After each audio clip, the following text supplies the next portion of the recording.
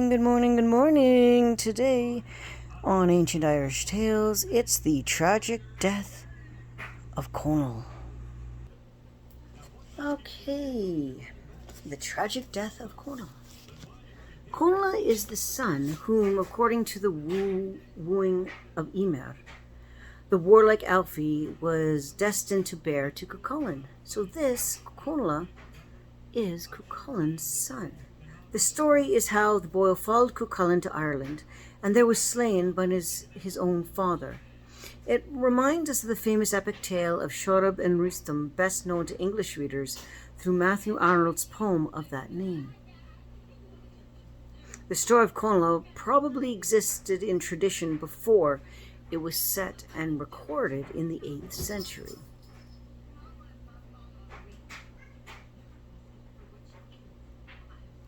And it is one of the few tales of Ulster cycle that has maintained its popularity among the folks in most recent times.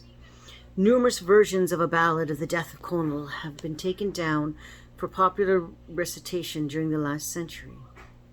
The title is sometimes given as the tragic death of the only son of Afi, but that's not the case. Let's get into the actual story itself. What was the cause for Cuchulainn slew his son? Not hard to tell. Cuchulainn went to be taught craft of arms by Scotia, daughter of Agriman and Leitha, until he attained mastership of his feats with her. And Afi, a neighboring princess, went to him, and, left her pregnant. And he said to her that she would bear a son. "Keep this golden thumb ring," he said, "until it fits the boy. When it fits him, let him come seek me in Ireland. Let no man put him off his road. Let him not make himself known to any man, nor let him refuse combat to any." That day, 7 years, the boy went forth to seek his father. The men of Ulster were gathering by Tert Isha, strand of track, when they saw the boy coming towards them across the sea. A skiff of bronze under him, and a glint of ore in his hand. In the skiff, he had a heap of stones. He would put a stone in his staff sling and launch its stunning shot at the seabirds so that they brought him down and alive. Then they would let them up in the air again. He had performed this pallet feat between both hands, and it was too quick for the eye to perceive. He would tune his voice to them, bringing them down for a second time. Then he retrieved them once more. Then he revived them once more. "Well now," says Concobar, "woe to the land to which this lanyard comes. If grown men of the island from which he comes were from, they would grind us to dust with the small boy marks that practice. Let someone go to meet him. Let him not allow the boy to come on land at all." "Who shall go to meet him?" "Who should it be?" said Concobar. "But Conrad's son of Echard." "Why should Conrad go?" said the others. "Not hard to tell. If it is the reason to eloquence he practices, then Conrad is a proper person." "I shall go meet him," said Conrad. So Conrad went just as the boys took the beach. "Thou hast come far enough, my good boy, for us to know whether thou goest whence is thy race," said Concobar. "I will not make myself known to any man," said the lad, "nor do I avoid any man." "Thou shalt not land," said Condor, "until thou hast made thyself known." "I shall go whether I have set out," said the lad. The boy turned away. Then Condor, "Turn to me, my boy. Combar will protect thee. Turn to Combar, the villain son of Nisa, to Scatchus, son of Scotra, to Cortland, the red-bearded son of Fintan, the fire that wounds battalions, to Armageddon the poet. Conspred the great hosts. Welcome he whom Connla the victorious protects."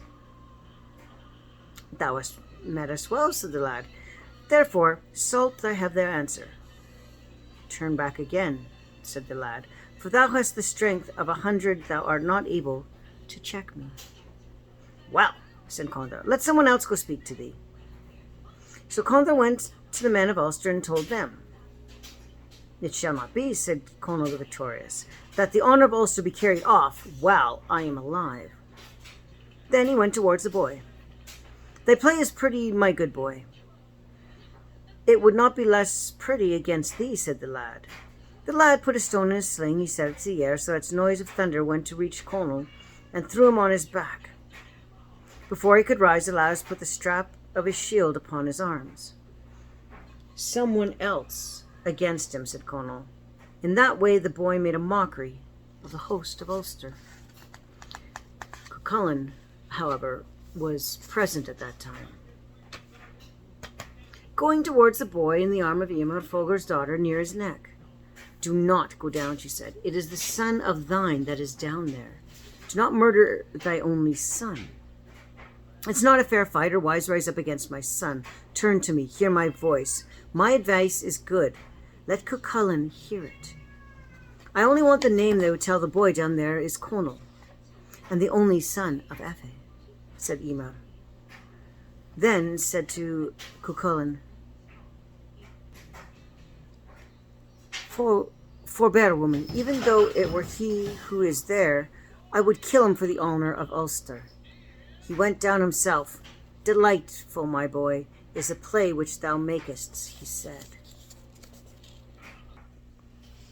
Then he went down himself. Delightful, my boy, this is a play thou which makest, he said. Your play, though, it is not so, said the boy. That two of you did not come, so that I may make myself known to them. It would be necessary to bring a small boy along with me, said Chulainn. However, thou wilt die unless thou tellest thy name. Let it be so, said the lad. The boy made for him the exchanged blows, and the lad properly measured stroke with the sword cropped off Chulainn's hair. The mockery has come to a head, said Chulainn. Now let us wrestle. I cannot reach thy belt, said the boy. But he got two stones and thrust Chulainn thrice before two pillars, and the boy did not move either of his feet from the stones until his feet went to the stones up by his ankles. The track of his feet is there still, hence is the strand of the track, Chesesti, in Ulster. Then he went to drown each other. Twice the boy dunked him. Thereupon Chulainn went at the boy from the water, and played him false with the galburga, for to no man had Scratch ever taught the use of the weapon save to Chulainn alone. He sent at the boy through the water, so that his bowels filled from his feet. Now, this is what Scatcha never taught me, cried the boy. Woe, that is this how wounded me. It is true, said Chulainn. He took the boy between his arms and carried him till he let him down before the men of Ulster. Here is my son before you, men of Ulster. Alas, said the men, and it is true, said the boy. If I were among you to the end of 5 years, I should vanquish the men of the world before you on every side, and you would hold kinship as far as Rome. Since it is at point me out that the famous men are not on the spot, that I may take leave of them. Thereupon he put arms around the neck of one after another, bade farewell to his father, and forthwith died. Then his cry of lament was raised, and his grave made, his stone set up, and to the end of 3 days no calf was let to their cows by the men of Ulster to commemorate him.